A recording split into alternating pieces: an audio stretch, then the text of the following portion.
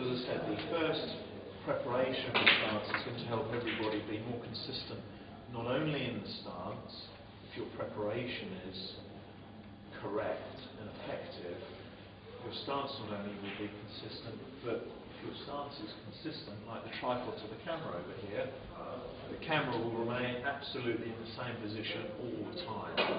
And that's what we want to provide for the top half of your body, and then following on from that, the cue. So really, it's the whole game starts with control here, then the top half of your body, then the cue ball, and then the object. Then we worry about the object ball. But even before the stance, it's the preparation for the stance and the setup that is so important, and that is what separates the boys on the TV at the moment from you guys. In about half an hour, that will all be resolved then. But can I have a lesson?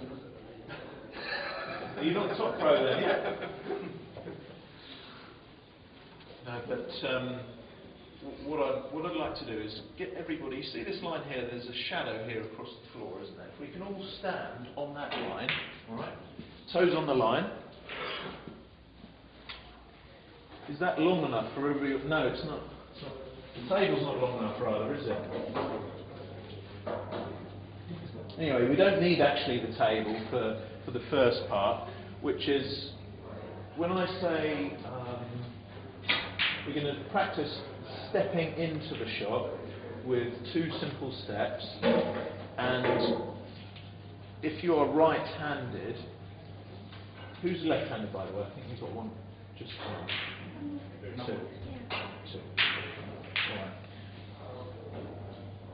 So what I'm going to do is call out number 1 and number 2. It's almost like salsa dancing, where you have who's done salsa before? Anybody? No. Well, I'm doing it at the moment, and fascinating because it's all about feet pattern. And what they do is to help you get the moves correct, they count. So they get you counting 1, 2, 3, 4, 5, 6, 7, 8. It's all a rhythm. Snooker isn't as complicated as that. It's 4 times simpler, just 2 steps. That's all you need. So the first step is 1. That's your cue foot. So for the left-handed players, that would be your left foot. So number 1, foot forward. Just place that forward. And number 2 is the other foot just in front of that. And go back to the line.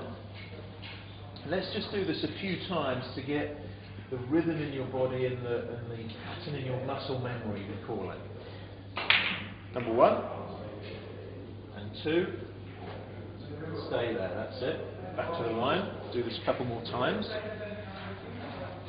This time when we do it, hold the cue please at the end.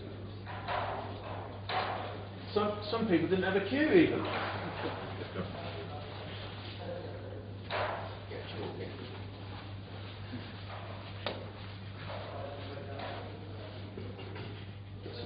Down here through the line of cues. So the very important thing to do is when you are getting down to the shot is to give yourself as minimal amount of work as possible when you're down at the table. What that means is if you can do what you're doing now, which is hold the cue in the grip hand position, in the correct shape of grip hand, before you even begin getting down. What that does is it means you can just keep your hand in the same position, glued onto the cue for the whole shot. And it's one less thing to do when you get down. You see a lot of players, they kind of hold the cue here and then they get down and then, oh, where do I need to hold the cue? Then you've lost your line of aim, you've lost your concentration, you've lost your rhythm. So to keep your concentration, your line of aim and your rhythm, excellent. What you're doing there is absolutely perfect. Well done. I can get through again here, please. Thank you. So hold the cue at the end, grip hand position, and 1, 2. That's great. Back to the starting position. And you can see already that the cues are naturally pointing forward toward the table. Actually, exclusively, every single one, the cue's naturally pointing toward the table in the line of aim. Excellent. Cue in the grip hand. 1, 2. Excellent stuff. Back to the position. position. And now we're going to start going down onto the table. So for the three guys off the end of the table there, why don't you go round to the other side and choose the shadow position that's on the table over there. Well done. So what we do now is 1, 2, and 3 with the grip hand. That's it. Excellent. Stand up. Back to the shadow. Let's do this a few times just to get the rhythm into your stance. 1, 2, 3. Well done. And again. 1, 2, 3. Again, please. 1, 2, 3.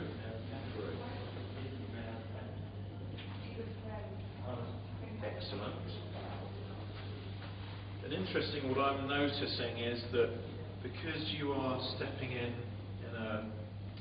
a simple way, I think the shape and balance of your stances look more controlled and more comfortable than they were when I was seeing a lot of the players just randomly approaching the table when I did my survey of everybody. So that's interesting. I think you're doing very well. Let's do the same thing again. 1, 2, 3. Well done. And the other thing that I just wanted to mention about this is that you see all the boys on TV doing this. Some, to be fair, have a very small step forward. Others are more pronounced. It depends on your height and how you walk and just your general disposition at the table. But the important thing is that if you get into this very simple stepping procedure, the distance that you step forward will always then be consistent.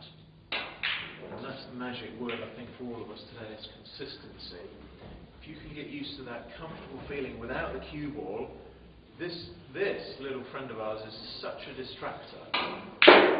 Such a distractor, because with the cue ball there, we're so fixated on the ball, it governs where our balance is and how far we stand away from the ball. Much more effective to get your balance right first, get your stepping rhythm comfortable and consistent, and then put the white ball in front of the tip. So that's why we're not using any cue balls at the moment. Let's continue, just 2 or 3 more times. So 1, 2, 3.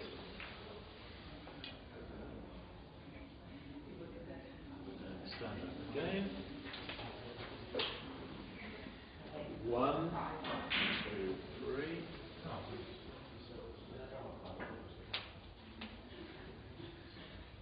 Stand up. And what I'm going to do this time is keep you all down on the table a little bit longer than that, so that you can begin to feel perhaps where you're not totally comfortable or where you're not entirely balanced. And just the awareness of that is very often enough to help you start correcting something that might not be quite right without any intervention from myself. The best intervention is always from the client. So if I can help the client find the player find their own solution, that's 100 times better than trying to impose it. So what I'll do now, we'll do the same thing. I'll hold you down, and then you can begin to feel whether you're perfectly balanced or what part is not perfectly balanced or comfortable, or perhaps there's a bit of tension somewhere. So all on the shadow, line, yeah. Grip hand. 1, 2, 3. Well done. Just hold it there. No cue actions, please. Just hold the tip ideally where you like the cue ball. You can even close your eyes if you want to. That helps you feel what's happening a bit more easily.